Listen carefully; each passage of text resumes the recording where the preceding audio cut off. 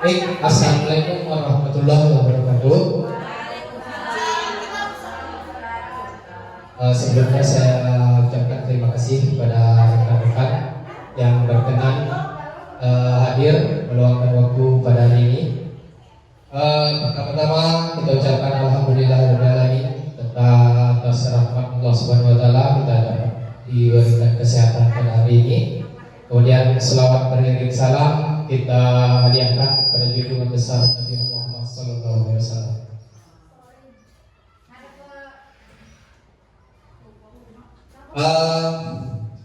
Baik, seperti yang sudah rekan-rekan ketahui, sudah lebih kurang selama 3 bulan ini saya melaksanakan atau ikut dalam kegiatan pengembangan kompetensi guru khusus guru PJOK atau disebut dengan PKG PJOK.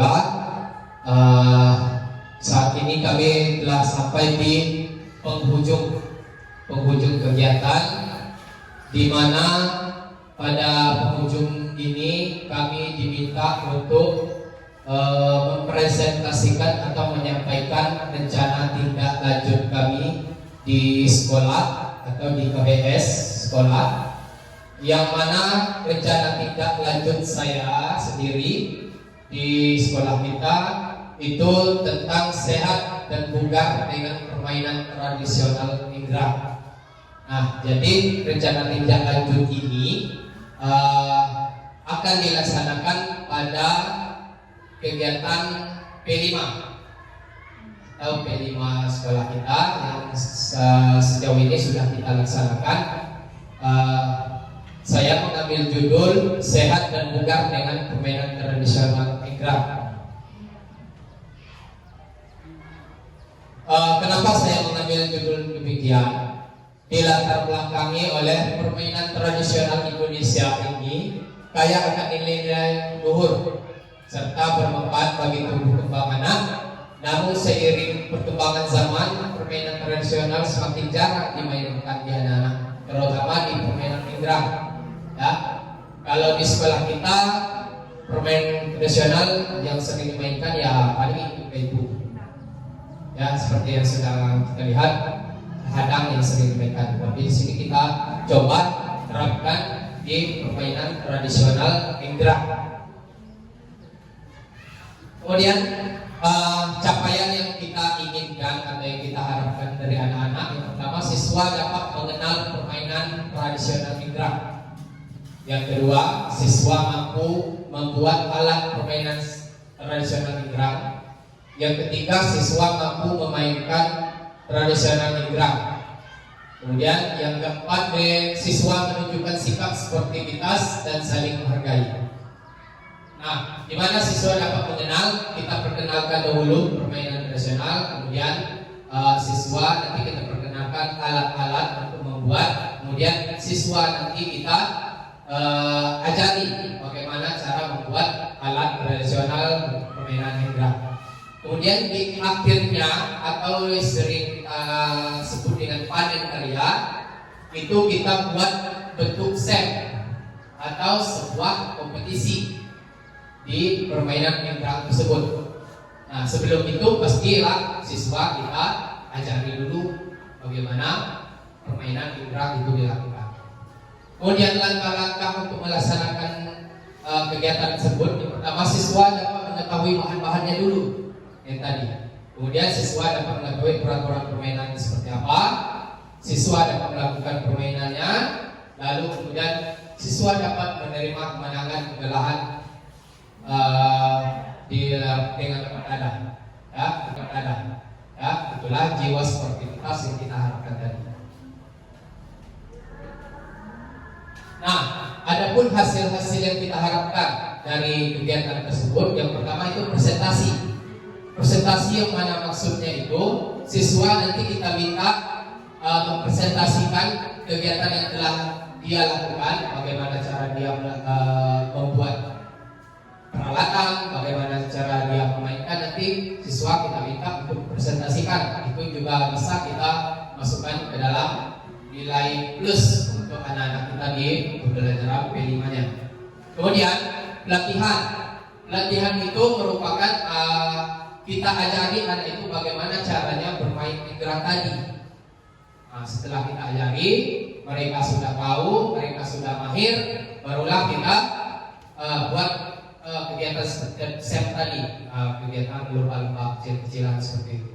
Nah, disitulah nilai positif yang harus kita harapkan dapat anak itu dimiliki.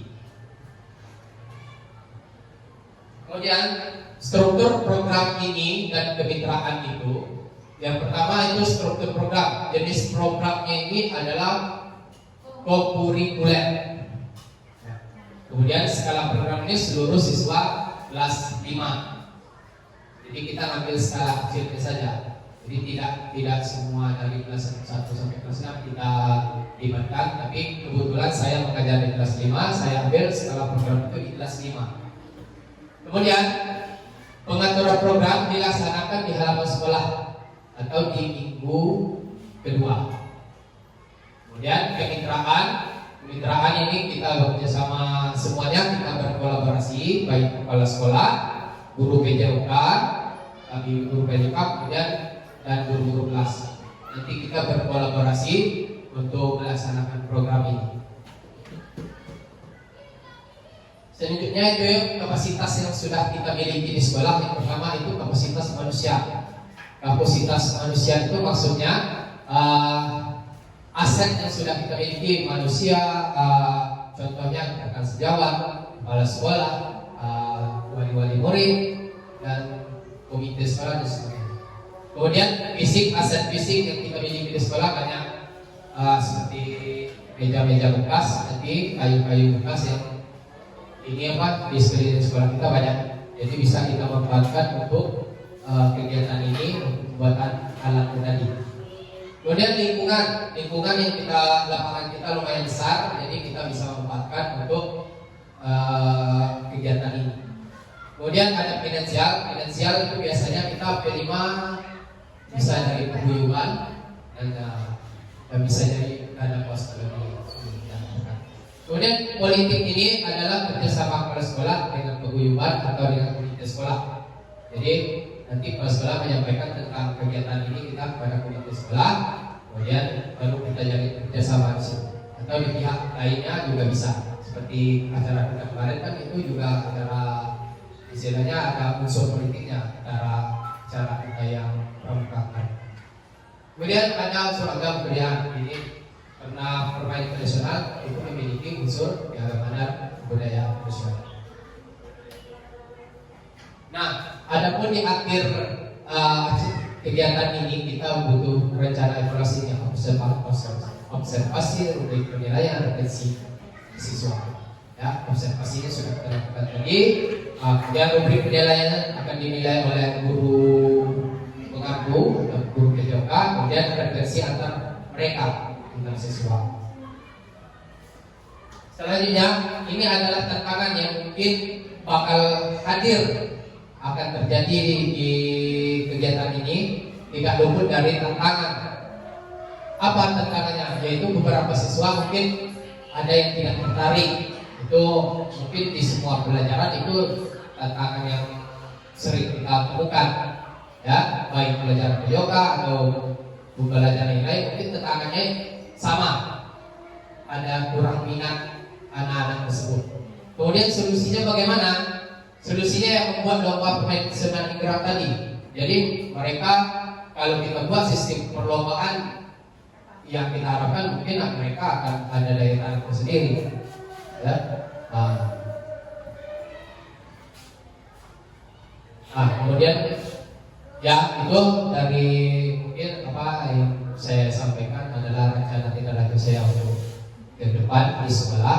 Mungkin sebelum saya tutup, dari rekan-rekan ada yang ingin ditambahkan atau ada yang ingin bertanya, boleh.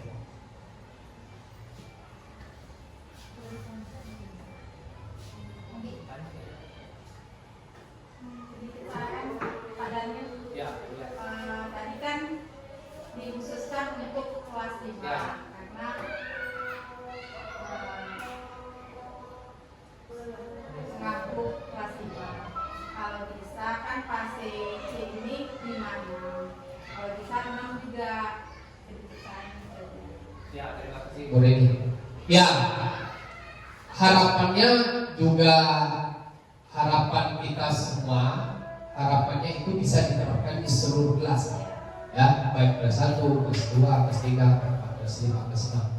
Nah, jadi karena mungkin pemikiran saya ini karena program ini mungkin kita katakanlah baru, ya, saya juga belum tahu ini bakalan berhasil atau enggak, kan? Kalau berhasil, kemungkinan akan diterapkan di seluruh kelas. Sekali lagi terima kasih untuk sarannya. Ada lagi mungkin dari rekan-rekan yang lain saran atau pertanyaan sekitar cara kita lanjut ya. Ya. Oke, kalau tidak ada, mungkin saya cukupkan demikian.